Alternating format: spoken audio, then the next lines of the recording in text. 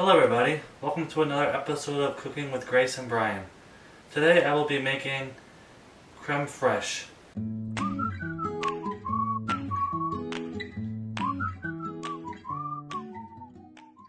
For creme fraiche, all you need is two ingredients. We have heavy cream and buttermilk. It's important to make sure you have a heavy cream that is not ultra pasteurized. This is grade A pasteurized. And also to make sure your buttermilk is cultured. The culture will help the process of the creme fraiche. So here I have 2 cups of heavy cream. This is 40% fat, which is also another important thing, but most heavy creams you find in the store will be fine.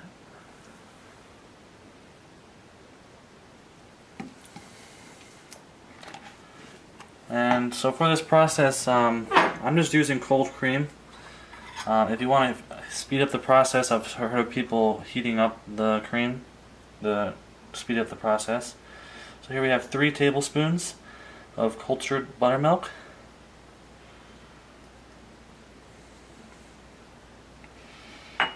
Just give this a stir, make sure they're blended well.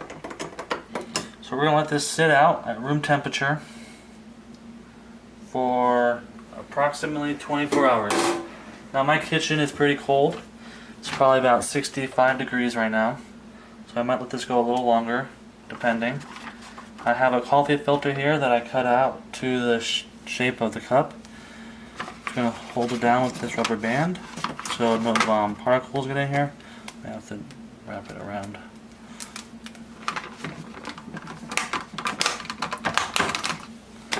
And that's it for now. We're going to let this sit out for 24 hours. Then we'll come back and see what it looks like. Hopefully it'll be thickened up, have a nice flavor, and it'll be ready to go. Alright, I've had my creme fraiche sitting out for about 24 hours now.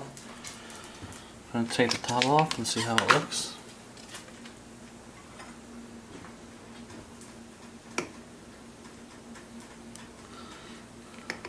It's become pretty thick, but it's still running. It'll thicken up more in the fridge. So I'm going to put this in the fridge for another 24 hours and it'll thicken more, and then we'll come back and take a look at what it looks like. So I've had my creme fraiche in the fridge for a few days now, and as you can see it has gotten much thicker and it's ready to enjoy.